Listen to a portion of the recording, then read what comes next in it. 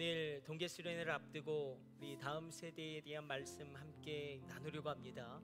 4차 산업혁명이 시작되었고 AI가 엄청나게 우리의 삶에 영향을 미치고 있습니다. 이런 시대 가운데 이 4차 산업혁명 시대, AI 시대, 그래서 이렇게 미래학자들은 분석을 합니다. 굉장히 다단한 것들을 정리해서 결론을 내리는 직업이 가장 위험하다. 예를 들어 의사라든지 아니면 변호사나 판사라든지 AI가 대체하기 가장 쉽다는 것입니다. 굉장한 변화의 시대 가운데 우리가 들어가고 있는데 우리가 일상생활에서 하루도 빠짐없이 접하게 되는 것은 통계일 것입니다. 제가 생각해 보았을 때에 이 AI로 대변되어지는 4차 산업화 혁명 시대에 이 시대를 읽어내는 능력은 이 통계를 분석하는 능력, 데이터를 분석하고 그것을 적절하게 AI라는 것을 어떻게 활용할 것인가, 그 능력과 직결되어져 있을 것입니다. 그래서 통계가 중요한데 한국리서치연구원에서 2023년 12월에 종교 인구 현황에 관한 보고서가 나왔습니다. 한국 전체 인구의 20%가 기독교인이었고, 그리고 불교를 믿는 사람의 퍼센테이지는 17%, 천주교를 믿는 사람은 11%, 기타 종교가 2%, 그리고 전체 인구의 51%는 종교가 없는 것으로 드러났습니다. 이 통계는 2018년 문화체육관광부에서 했던 전 국민 종교조사의 통계와 별반 다를 것은 없습니다. 2018년, 2023년. 그런데 10년 단위로 바라보게 되었을 때에 우리가 주목할 만한 것을 발견하게 됩니다. 젊은 세대 가운데 카톨릭도 기독교도 불교도 세속화와 무신론이 증가했다는 것입니다. 종교가 없다는 응답은 18세에서 29세 사이에 거의 69%, 70%에 육박하는 것이죠. 30대는 62%, 40대는 55%. 또 한 가지 주목할 만한 변화는 이 10년을 텀으로 놓고 보았을 때에 불교의 급감입니다. 원래 불교는 1000만 명으로 2005년 이 통계청 종교 인구 현황에서는 거의 1000만 명으로 22%였는데 거의 300만 명이 불교를 떠난 것으로 드러나고 있습니다. 이 통계를 어떻게 읽을 것인가? 다음 세대가 줄어들고 있고 불교도 굉장히 그 인구가 급감하고 있다. 저는 이렇게 분석해 보았습니다. 이 통계에 의하면 50대 이후의 불교 신도 수가 기독교 크리스찬보다 더 많았다는 것이죠. 그리고 10대에서 40대의 비율이 기독교 크리스찬인이 불교 신도보다 많았다는 것입니다. 그러니까 이렇게 분석할 수 있겠죠. 교회가 젊은 세대에게 접근성이 좋았다. 접근성이 좋았다. 그러나 우리가 마냥 안심할 수 없는 게 우리의 청년들의 실질 복음화율은 3%에 불과합니다. 청년들이 실제로 주일날 예배 오는 그 퍼센테이지는 3%에 불과하고, 코로나 이후에 교회로 돌아와야 되는데 성도들의 30%는 아직 교회로 돌아오지 않는 것으로, 그러니까 인터넷에 떠드는 것으로, 아니면 신앙을 버린 것으로 파악되어지고 있습니다. 우리가 여기서 들고 떨리는 마음으로 100년 후에 과연 우리 교회에 누가 남아있을 것인가, 이런 질문을 진지하게 던질 수밖에 없는 것입니다. 3%라는 실질 복음화율, 청년들, 다음 세대의 청년들, 중고등부도 거의 마찬가지이지 않을까. 왜 많은 청소년들과 청년들이 교회를 떠날까? 라이놀드 니버라는 신학자가 굉장히 고민을 많이 했어요. 어떻게 복음을 효과적으로 강력하게 시대 가운데 증언할 것인가. 그래서 라이놀드 니버가, 선교학자인 그가 고민하다가 교회는 성령의 감동에 따라서 성령님이 주시는 지혜를 가지고 세상을 대할 때에 5가지의 형태를 시기적절하게 사용해서 나아가야 한다. 그래서 복음을 어떻게 잘 시대 가운데 전할 것인가, 5가지를 이야기하는데 문화와 대립하는 그리스도인이 필요할 때가 있다라는 것이죠. 우리가 동성애를 반대하는 것도 이 이유 때문일 것입니다. 두 번째는 문화에 속한 그리스도인, 그러니까 문화를 잘 사용해서 복음을 설명하는 것입니다. 세 번째는 문화 위에 있는 그리스도인, 그러니까 문화를 뛰어넘는 것이죠. 여러분 가운데 세상을 뛰어넘음이 있을지어다. 세상을 완전히 뛰어넘을 수 있는 그 넉넉함. 네 번째는 문화와 대치하고 있는 그리스도인이 있을 것입니다. 이것은 긴장하는 것이죠. 내가 언제든지 쓰러질 수 있다. 세상 가운데 내가 언제든지 무너질 수 있다. 영적 긴장감을 가지는 것입니다.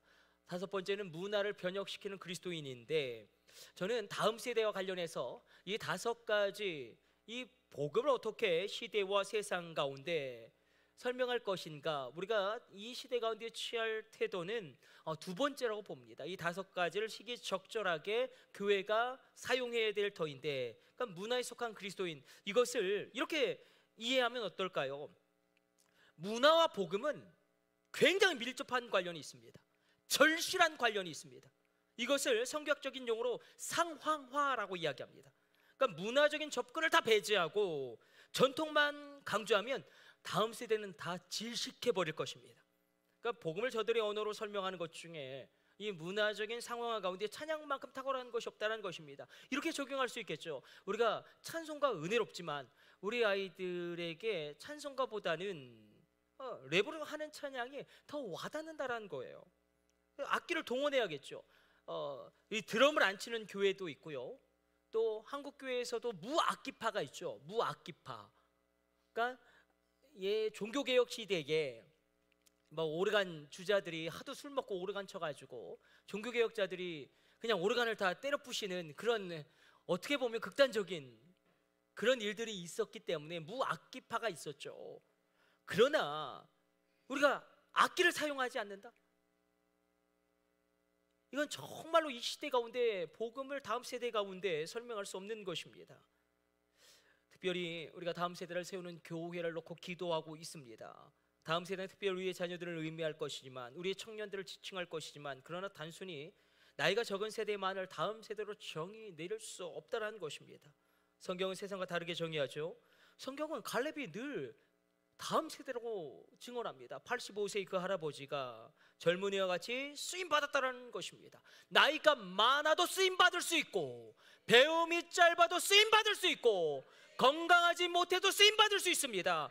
능력이 없어도 나도 쓰임받을 수 있습니다. 모든 능력의 근원은 오직 주께 있다는 것입니다. 이 주님을 체험할지어다. 오늘 본문에 나오는 두 세대를 성경은 심각하게 고발하고 있습니다. 정확하게는 새 시대가 등장하는 것이죠.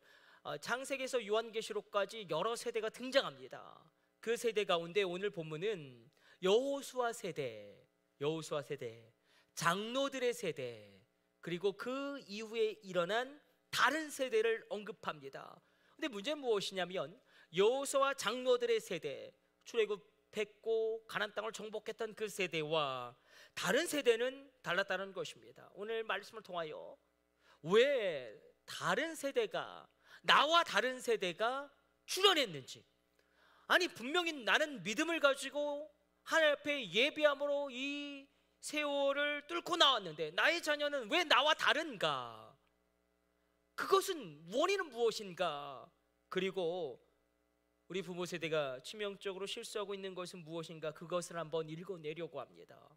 그리고 하나님 우리에게 보여주시는 길은 무엇인가 찾아내 보려고 합니다. 위기의 징조들은 가득합니다.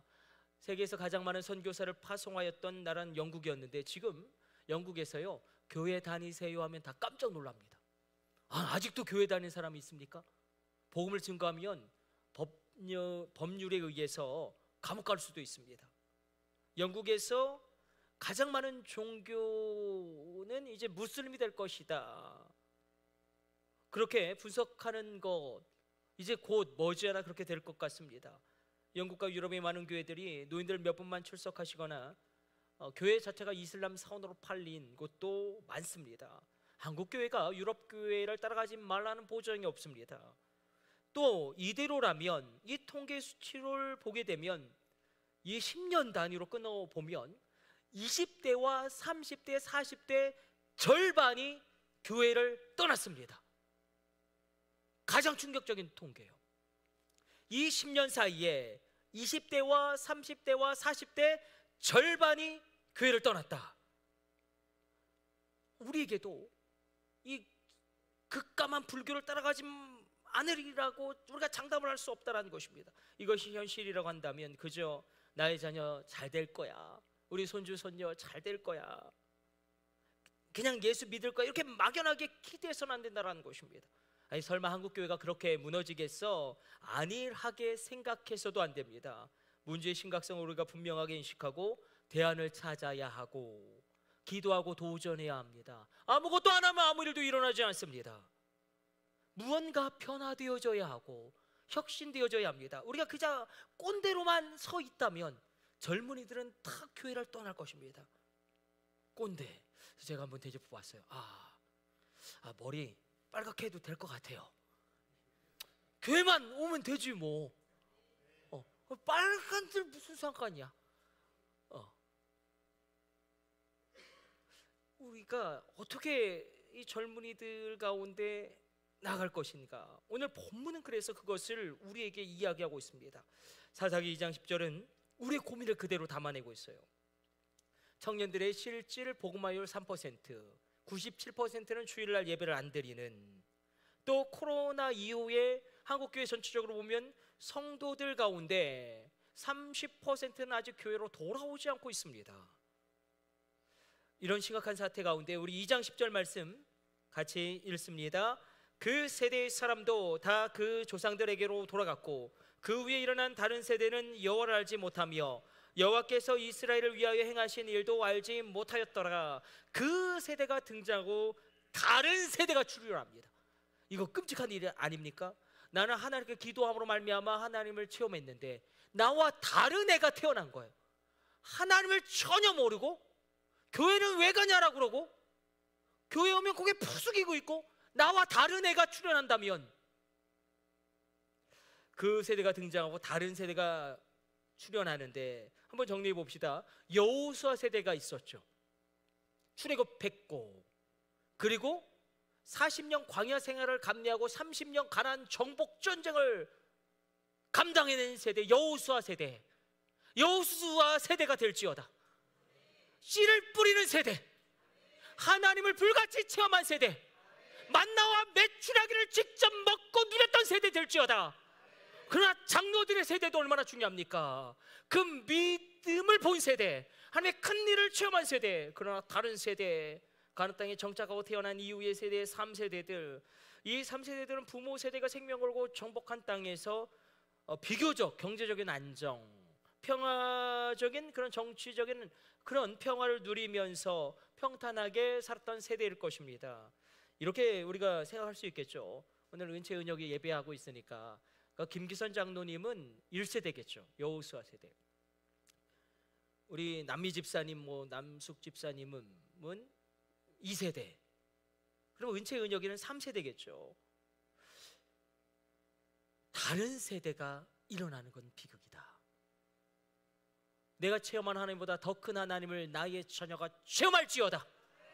내가 누린 성령 충만보다 더 불같은 성령을 누릴지어다. 왜 그 다음 세대가 다른 세대가 되었는가?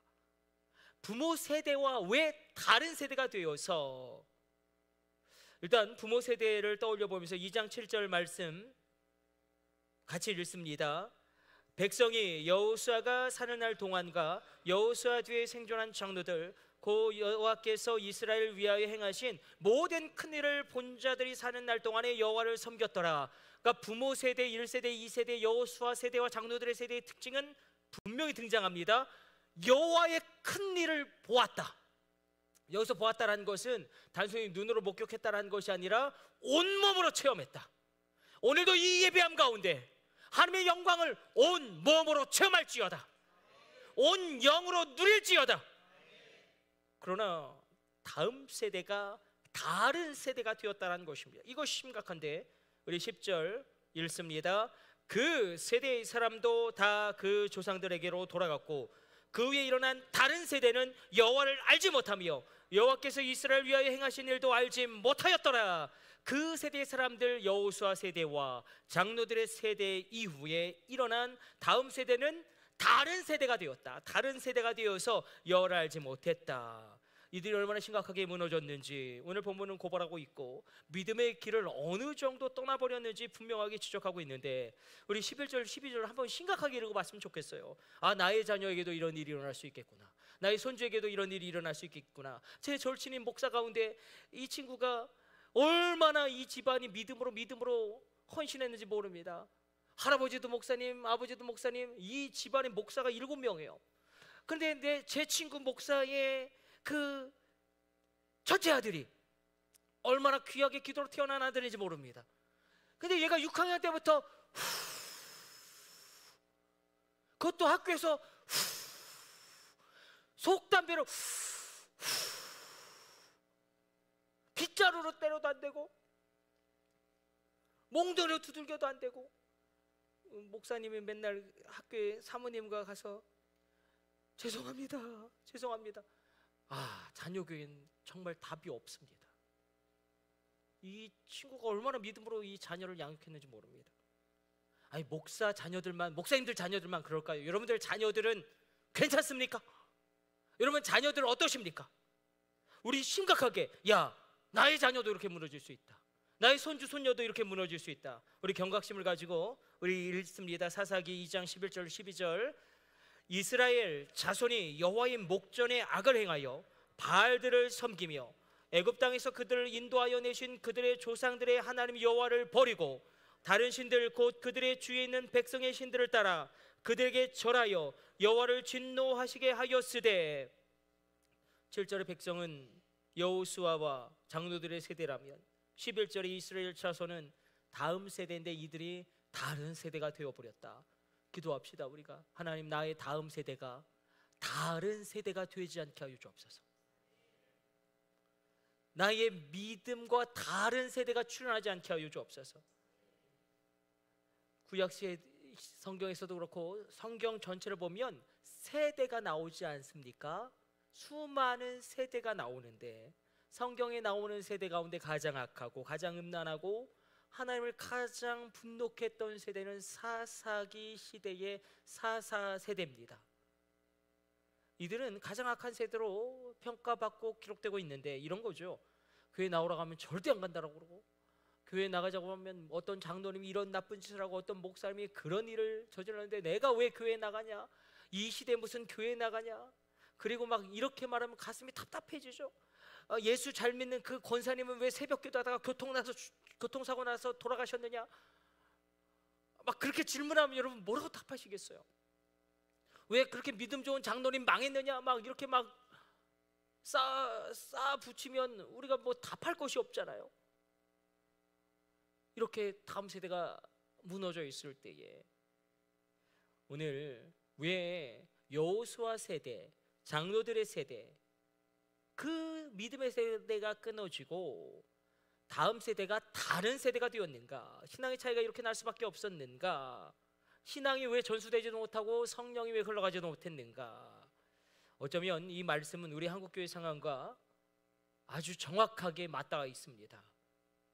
여러분 어떻게 생각하십니까? 우리 신앙 1세대는 일제강점기를 거치고 6.25 민족상잔을 거치고 50년대 60년대 지긋지긋한 가난과 싸우고 믿음으로 돌파했습니다.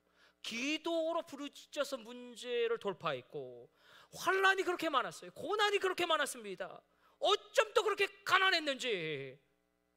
그러나 믿음은 생생한 거예요. 하나님의 도움이 없이는 살 수 없으니 부르짖어 기도하지 않으면, 그래서 믿음이 강했습니다. 믿음의 야성이 있었습니다. 웬만한 고난과 유혹이 와도 끄떡이 없습니다.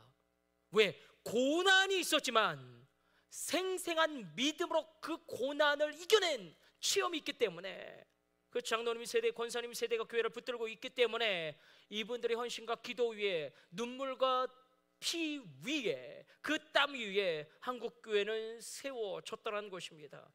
그러나 저 같은 사람들은 믿음의 2세대죠. 믿음의 2세대. 그러나 감사한 것은, 그러니까 지금의 30대, 40대, 50대들은 부흥을 직접 체험했습니다. 이건 얼마나 중요한지 몰라요. 부흥을 체험했다. 저희 시대는 부흥이 일어났어요. 각 교회마다 부흥이 일어났고, 어릴 적에 교회가 그렇게 뜨거웠어요. 그래서 저희 세대는 목회자가 참 많이 나왔습니다. 여러분 수련회 가면 막 강가에서 천막 치고 기도도 하고 밥 해 먹고 철로역정도 하고 겨울에 철야기도 하고 성탄절 새벽성도 돌고 겨울에 문학제도 하고 부흥을 체험하고 부흥을 겪었어요. 그러나 우리 다음 세대는 부흥을 목격하기가 어려운 시대다. 그래서 일부러 내 자녀가 있으면, 우리 뭐 하은이가 있으면 그 앞에 앉아 계시면 민복식 권사님 막 더 뜨겁게 기도하셔야 돼요. 부흥을 봐야 돼요. 아, 저렇게 기도하는 게 정상적인 거구나. 아, 저렇게 기도해야 되는구나. 아, 부르짖어 기도해야지. 아, 저래야지. 부흥을 봐야 돼요. 부흥을 봐야 돼.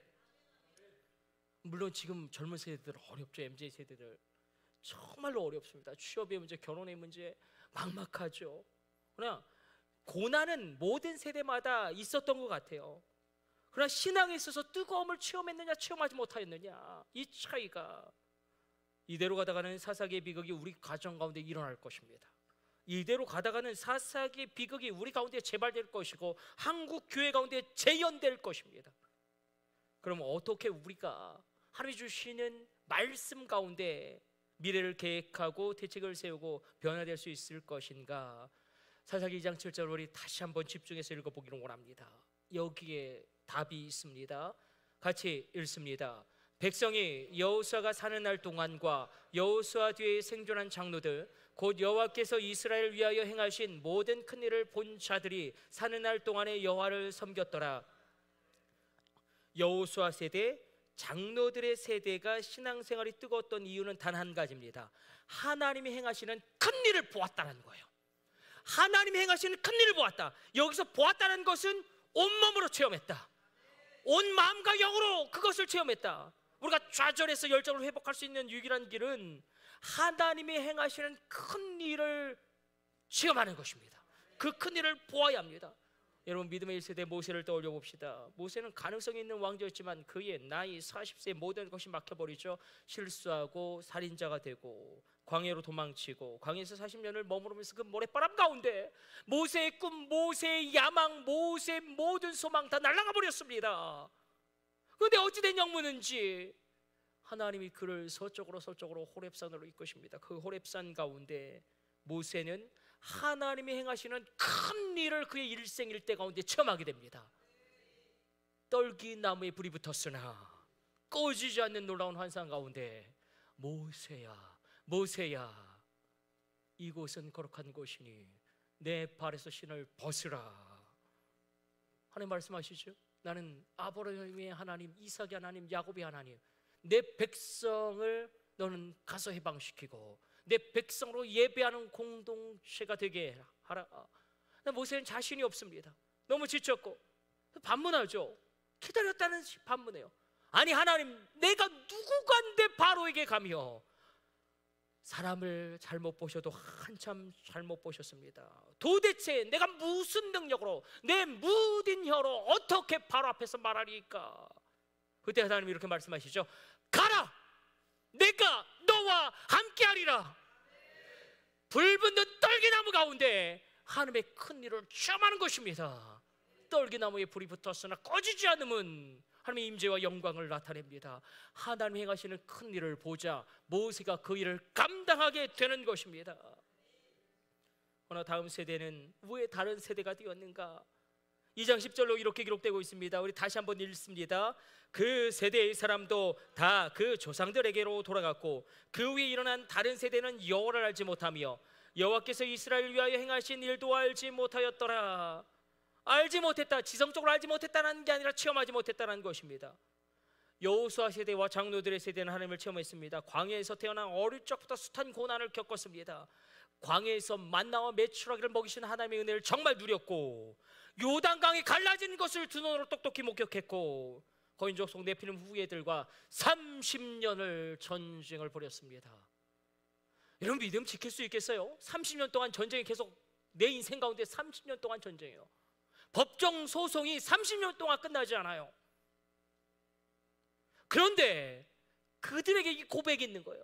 우리도 그럴 때가 있죠. 물론 하나님의 은혜다라고 입으로 이야기를 하지만 내 마음은 내가 참 잘했지, 내가 적절하게 대처했지, 내가 지혜로웠지, 이런 게 있고, 내가 정말 되짚어볼 때 죽었다 깨어나도 이 일은 내가 이룰 수 없고 이 고난을 극복할 수 없는데, 되짚어보면 하나님이 하셨구나, 정말 주님이 이루셨구나, 아 정말 나의 하나님은 살아계신 전능하신 하나님이시구나, 하나님이 행하신 큰일을 체험했습니다. 그러나 다음 세대는 다른 세대가 되어버려서 이 체험이 없다는 것입니다.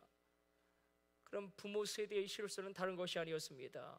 물론 여호수아와 장로님들이 왜 다음 세대에게 하나님을 예배해라, 하나님을 체험해야 된다 이야기하지 않은 건 아니었을 것입니다. 우리도 왜 말하지 않았겠습니까?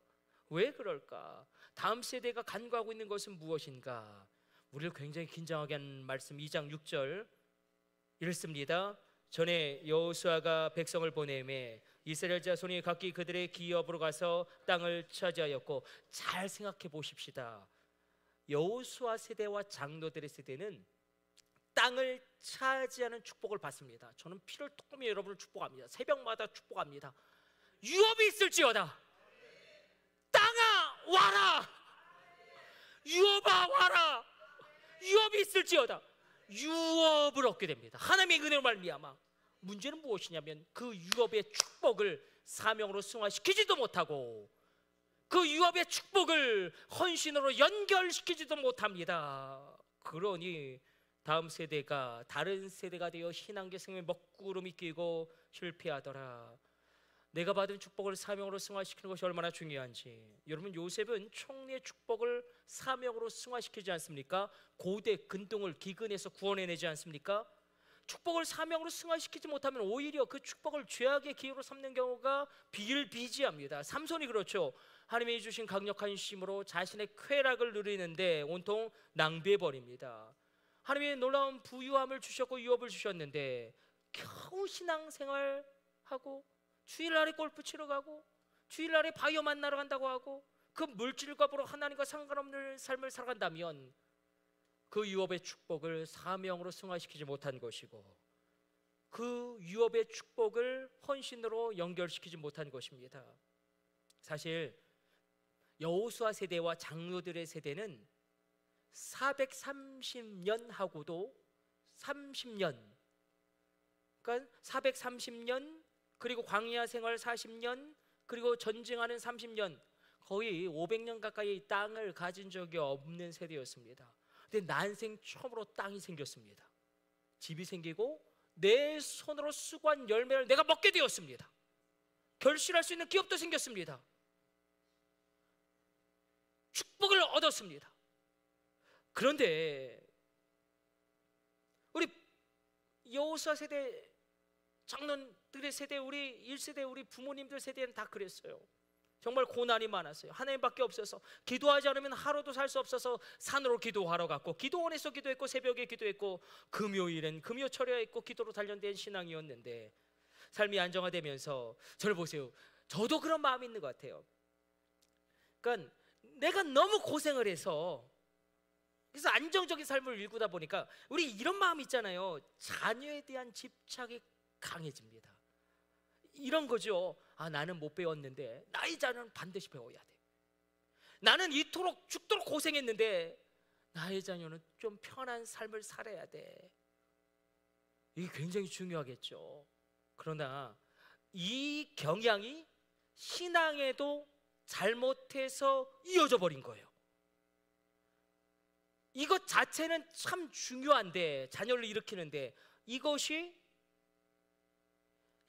나의 자녀의 신앙에는 이상하게 이어져 버린 거예요.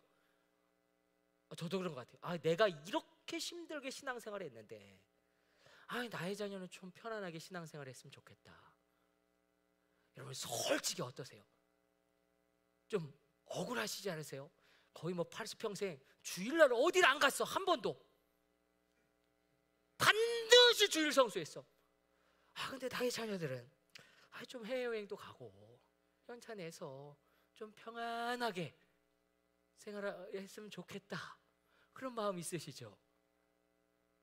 저도 그런 것 같아요. 그런 마음이 있어요. 내가 이렇게 죽도록 고생하고 이렇게 내가 신앙생활 힘들게 했는데 나의 자녀는 좀 평안하게 신앙생활 했으면 좋겠다. 그런데 그것으로 말미암아 우리 자녀들의 신앙이 무너져 버렸다는 것입니다. 다음 세대가 하나님을 체험하지 못하니 세상을 이기지 못합니다. 유혹에 펑펑 쓰러지고요, 세상 문화에 휩쓸려가 버립니다. 여러분, 청년이 되면 부모님의 통제가 어렵습니다. 사실 남자애들은요, 고등학생만 돼도 엄마가 통제 못해요. 등치가 엄마보다 더 큰데 어떻게 해요? 심지어 엄마 두들겨 패는 애들도 얼마나 많은지 모릅니다. 엄마를 막 두들겨 패요. 이런 일들이 시시해서 그렇지 우리 주변에 일어나고 있어요. 만약에 우리 아이들이 하나님을 체험하지 못한다면 저들은 어떤 짓도 할 겁니다. 어떤 더러운 짓도 서슴지 않고 할 것입니다. 어떤 무서운 일도 아무렇지도 않게 행할 것입니다. 우리가 왜 다음 세대를 걱정합니까? 옷 입고 다니는 것 때문에, 오락도 너무 많이 해서 걱정이죠. 밤에 얘들이 잠을 안 자요. 요즘 애들은 왜 잠을 안 자는지 모르겠어.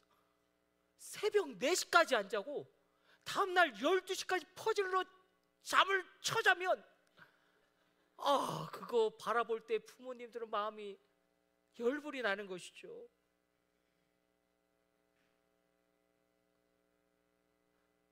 그래서 하나님을 체험해야 합니다. 무질서에서 질서로 성령을 체험해야 됩니다. 제가 1996년 신학교 입학해서 지금 28년째 목회의 길을 달려가고 있는데, 앞으로 제가 은퇴할 때까지 한 30년 정도 목회의 길을 또 달려갈 터인데, 여호수아 세대, 장로들의 세대, 우리 장로님들, 권사님들은 예배에 감격이 있었어요. 이게 굉장히 중요해요. 제가 마지막 작전엔 해답해요. 야성이라고 표현할 수 있겠죠. 믿음의 야성이 강했던 이유는 예배가 강했다. 믿음의 야성이 강했던 이유는 예배가 강했다. 기도가 뜨거웠고, 찬양이 뜨거웠고, 말씀이 들렸다. 결국 여기에 우리 해답이 있습니다. 강하게 훈련시키면 강한 자가 됩니다. 우리가 제가 해야 될 일이 있고 여러분들이 해야 할 일이 있을 것입니다. 저는 어떻게 해서든지 우리 아이들이 들리게 해야겠죠. 말씀이 들리게 해야겠고, 어떻게 해서든지 찬양을 살려야겠죠. 여러분, 찬양이 막히면 다음 세대는 다 막힙니다. 찬양이 막히면 다음 세대는 다 막히는 거예요.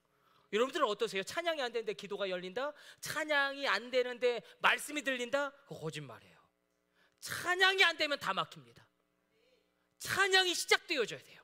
어떻게 해서든지 찬양하게 하고. 그러나 여러분들이 해야 할 일은 기도하셔야 합니다. 하나님, 나로 유업 있게 하여 주옵소서. 내가 하나님의 유업을 누리게 하여 주시고, 주님, 내가 생각을 잘못했습니다. 나의 자녀 나처럼 힘들게 신앙생활 안 했으면 좋겠다는 마음이 있었지만, 나의 자녀 편한 신앙생활을 하는 그것에 그치는 것이 아니라 좀 고난이 있어도 치열하게 뜨겁게 하나님 만나게 하여 주옵소서. 뜨겁고 치열한 신앙생활하게 하여 주옵소서. 우리 다음 세대를 예배 세대로 이렇게 원합니다. 동계 수련회가 시작되어집니다. 우리 금식하면서 준비하고 있습니다. 하나님의 큰 일을 체험할 수 있는 가장 확실한 통로는 예배입니다. 모세의 불붙는 떨기나무의 체험은 모세의 예배의 체험입니다. 나의 약함과 나의 악함과 나의 더러움을 모두 하시는 그 주님 앞에 나의 신을 벗는 이 예배가 모세의 예배이지 않겠습니까? 오늘 영락교회 집사님 간증으로 말씀을 마치려고 합니다.